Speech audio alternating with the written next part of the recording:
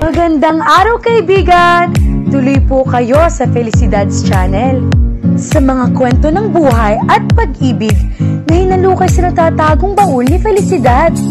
Pero bago po tayo magpatuloy, huwag niyo pong kalilimutan na i-like ang video, i-subscribe ang channel, at i-click ang notification bell para lagi kayong updated sa mga parating pa na upload.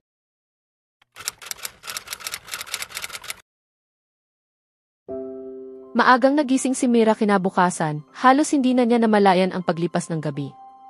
Hindi dahil sa dami ng trabaho sa flower shop, kundi sa bigat ng iniisip.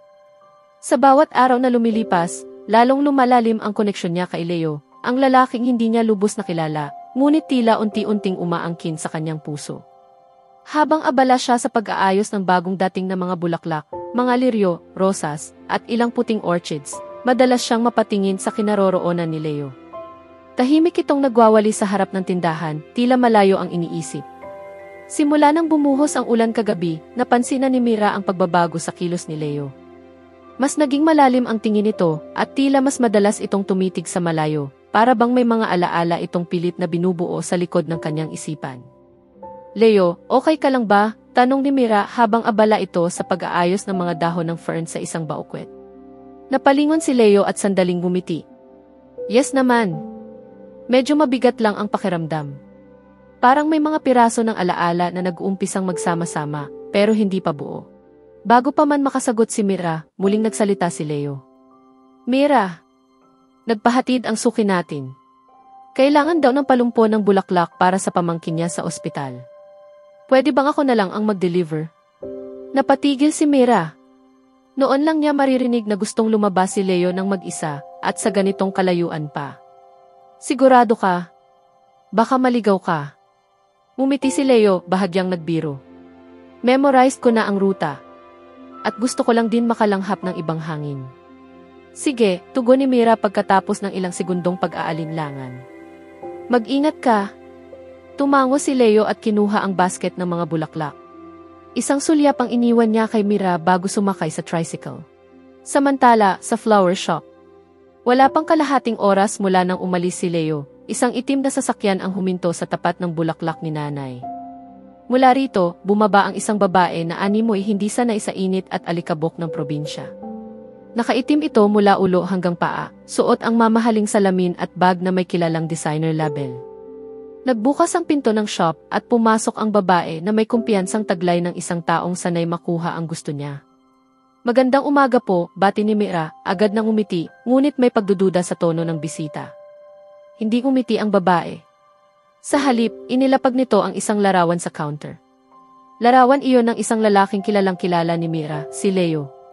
Siya nga pala, ikaw si Mira Cruz, sabi ng babae. Tama ba ako? Ako nga, sagot ni Mira, pilit na tinatago ang kaba sa kanyang dibdib. Siya. Nandito siya sa inyo, hindi ba? Tinig na malamig at diretsyo. Liam Rivas. Alam mong hindi Leo ang tunay niyang pangalan. Napalunok si Mira.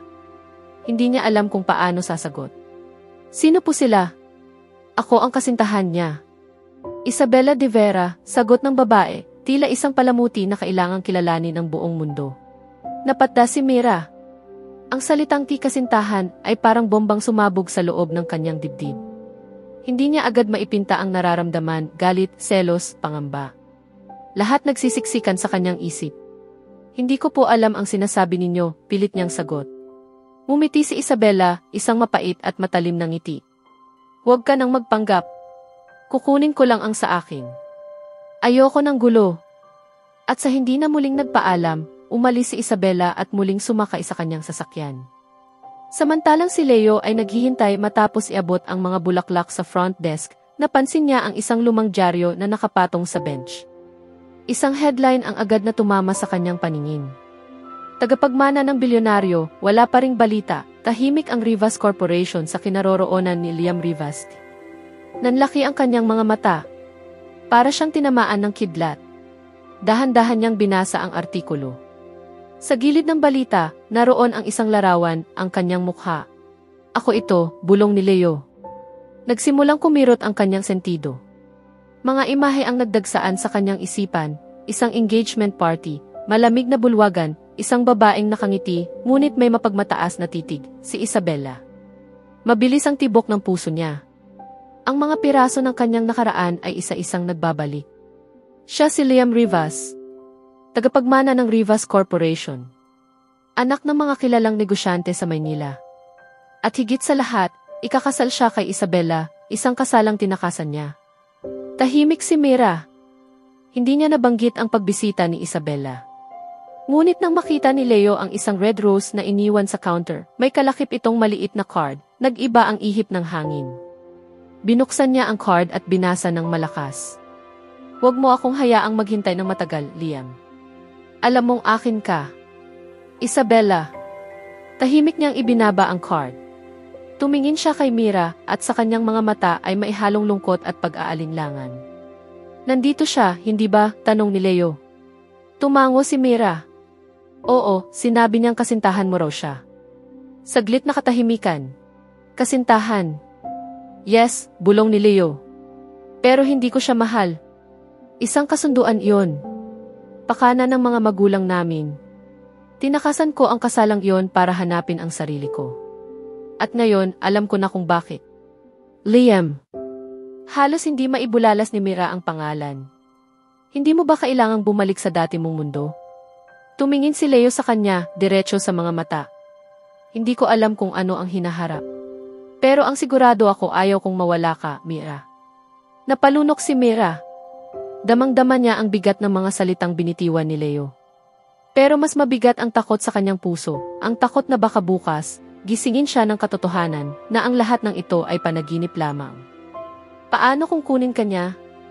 Paano kung bumalik ang lahat at kalimutan mo ang lahat ng meron tayo?